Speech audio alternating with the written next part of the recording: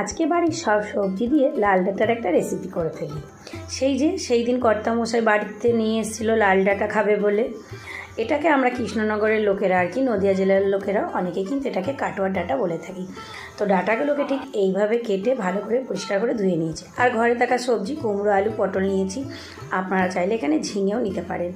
নিয়ে নিলাম বেশ কিছুটা পোস্ত আর সর্ষে আর 5 থেকে 6টা কাঁচা লঙ্কা। একটু জল দিয়ে একটা মিহি পেস্ট বানিয়ে নিলাম।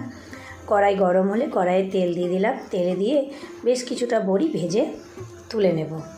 এবার ওই তেলেই প্রথমে আমি আলুগুলো দিয়ে দিলাম। আলুর সঙ্গে একটু নাড়াচাড়া করে আলুর সঙ্গে ডাঁটাটাকেও আমি এখানে কিন্তু দিয়ে দেবো।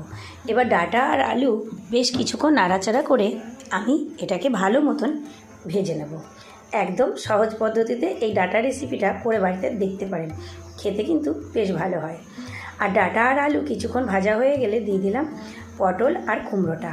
আর পটল আর কুমড়োটা কিন্তু একটু নরম, তো তাড়াতাড়ি ভাজা হয়ে যায়, এর জন্য এটা একটু দেরি করে দিলাম। আপনারা চাইলে এখানে ঝিঙে, বেগুন এগুলোও দিতে পারেন। আমি বাস এতটুকুই দিলাম। লবণ, হলুদ আর চিনি দিয়ে ভালো করে কষিয়ে নিলাম। নাড়াচাড়া করে আমি মিনিমাম এটা 5 থেকে 6 মিনিটের জন্য লো হিটে ঢেকে দিয়েছিলাম। ঢাকা খুলে আমি আবারও নাড়াচাড়া করে মিনিমাম 3 থেকে 4 মিনিটের জন্য লো হিটে আবারও আমি ঢেকে দিয়েছিলাম। ঢাকা খুলে নাড়াচাড়া করে যে বেটে রাখা মশলাটা সেটা আমি এখানে দিয়ে দিলাম। এবার এটাকে ভালো করে নাড়াচাড়া করে একদম শুকনো শুকনো, তবে হ্যাঁ, আমি যখন কষাচ্ছিলাম তখনই কিন্তু ডাঁটা এবং আলু সমস্ত কিছু কিন্তু পরিপূর্ণভাবে সিদ্ধ হয়ে গেছে। বড়িটা দিয়ে নাড়াচাড়া করে আমি 3 থেকে 4 মিনিটের জন্য লো হিটে ঢেকে দিয়েছিলাম। ঢাকা খুলে নাড়াচাড়া করে এবার এটাকে ফোড়ন দেব। আর ফোড়নটা আমি এইভাবেই দিচ্ছি, এতে কিন্তু খেতে দারুণ টেস্ট হয়। নামিয়ে নিলাম। ওই কড়াই সামান্য একটু তেল, শুকনো লঙ্কা আর 5 ফোড়ন দিয়ে ভালো করে লো হিটে এটাকে ভেজে নিয়ে ফোড়নটা দিয়ে দেবো। আপনারা চাইলে আলু, পটল সমস্ত সবজি ভেজে তুলে নিয়ে কড়াই তেল দিয়ে একবারেও দিতে পারেন, তবে আমি এইভাবেই দিলাম।